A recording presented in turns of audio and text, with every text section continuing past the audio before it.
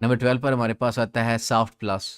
अच्छा, ये जो है इसकी जो थ्योरी है इसको आपने देख के आना है, ठीक है। वहाँ पर मैंने आपको बताया था कि ये जो है ना बीटा भी साथ आता है, और ये जो सारा कुछ है ये मैंने बड़ी एक्सप्लेन करके ये सारी चीज़ें आपको बता दी हैं।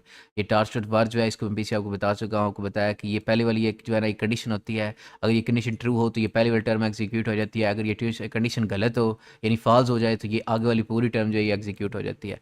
तो आइए इस फार्मूले को एक बार ना कोड करते हैं कंप्लीट को। फिर बता रहा हूँ ये फार्मूला जो है इसको मैंने पीछे थ्योरी वाली वीडियो में सारा एक्सप्लेन कर दिया है कि ये कैसे काम करता है। फॉर एग्जांपल अब आइए इसको देखते हैं। सबसे पहले तो ये एक्स हमारे पास इनपुट जो पीछे आ रहा है वो ये आ जाएगा। ये बीटा की वैल्यू हमने रख ली क्या 1.0, थ्रेशोल्ड हमने क्या रख लिया 20.0, यानी 20 यूँ समझे हमने थ्रेशोल्ड रख लिया। आगे हम क्या कर रहे हैं टार स्टार्ट वर बीटा बीटा ये जो आ रहा है, ठीक है। अगर ये ना अभी कंडीशन लग रही है ये जो ना ये यूँ समझे थोड़ा सा एक्स्ट्रा काम है इस फार्मूले में, लेकिन आपने अच्छा पहले एक बार फार्मूले वाला जो कोड है ना उसको देख लेते हैं, फिर ये आपको मैं बताता हूँ। अब ये जो फार्मूले वाला कोड है ना पहले ये इसको देखना, ये आ गई है ये वाला है, ठीक है। 1/बीटा, ये देखिए 1/बीटा ये आ गया, मल्टीप्लाई कर रहे हैं किसके साथ, लॉग के साथ। टार स्टार्ट लॉग आ गया, ये वाली जो कंडीशन है, ठीक है।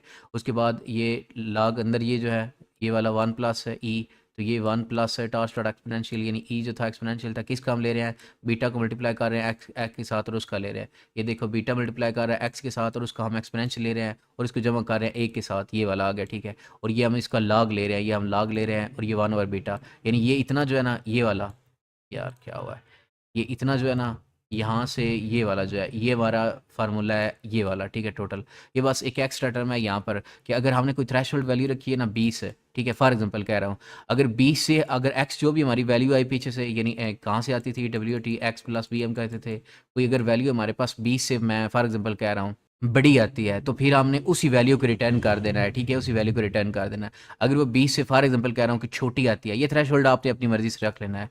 अगर वो छोटी आती है ना तो आपने ये जो फार्मूला है इसको एग्जीक्यूट कर देना है, ये पूरा फार्मूला जो इसको एग्जीक्यूट कर देना है।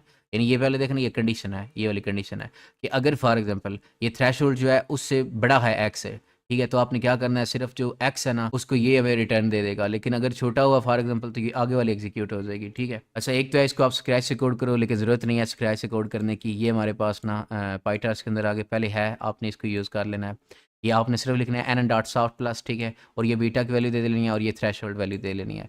और यहाँ पर फंक्शन भी है कि एफ डॉट सॉफ्ट प्लस, ठीक है। और यहाँ पर भी आपने ये इनपुट आपने दे दिया, ये बीटा की वैल्यू दे लेनी है, और ये थ्रेशोल्ड।